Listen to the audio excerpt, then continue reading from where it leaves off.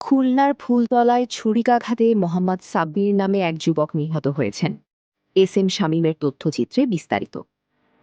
বৃহস্পতিবার রাত ৮টার দিকে ফুলতলা উপজেলার দামোদর স্কুল সংলগ্ন এলাকায় এই ঘটনা ঘটে। নিহত সাব্বির দামোদর ৮ নম্বর ওয়ার্ডের বাসিন্দা মুস্তাফা হোসেনের ছেলে।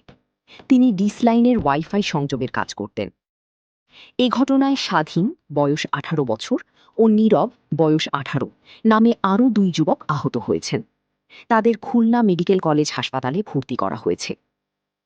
স্থানীয়রা জানান, আধিপত্য বিস্তার নিয়ে বন্ধুদের মধ্যে কথা কাটাকাটির এক পর্যায়ে সাব্বিরকে ছুরিকাঘাত করা হয়। এ সময় ধস্তাধস্তিতে আরও ২ জন আহত হন। পরে স্থানীয়রা তাদের উদ্ধার করে খুলনা মেডিকেল কলেজ হাসপাতালে নিয়ে গেলে কর্তব্যরত চিকিৎসক সাব্বিরকে মৃত ঘোষণা করেন। ঘটনার পর এলাকায় উত্তেজনা বিরাজ করছে। ফুলতলা থানার ওসি মোহাম্মদ মুস্তাফা কামাল জানান, বন্ধুদের মধ্যে বিরোধের জেরে সাব্বিরকে ছুরিকাঘাত করা হয়। এতে তিনি নিহত হন। এ ঘটনায় এখনো কাউকে গ্রেপ্তার করা যায়নি। বাজারে আসলে ডিউটি থেকে এসে ও দেশে একটু বাইরে বাইরে মানে ওই কি কাজ করতো সাব্বির? ওয়াইফাই লাইনে ডিশ লাইনে চাকরি করে ডিশ লাইনে চাকরি করেছে। সারাদিন ডিউটি করে সন্ধ্যাবেলায় বাড়ি এসে খাওয়া দাওয়া করে বাড়িতে বেরোইছে।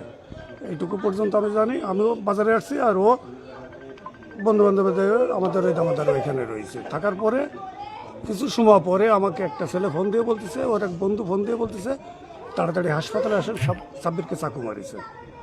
এবারে আমি ওইখানে আসলাম ফুলতলা স্বাস্থ্য কমপ্লেক্সে। আসার পরে ওইখান থেকে বললো আপনার তাড়াতাড়ি ২৫০ বেডে যান। আমি ওইখানে ভিতরে না ঢুকে আবার ২৫০ বেডে আসলাম। ২৫০ বেডে এসে দেখি যে মারা গেছে।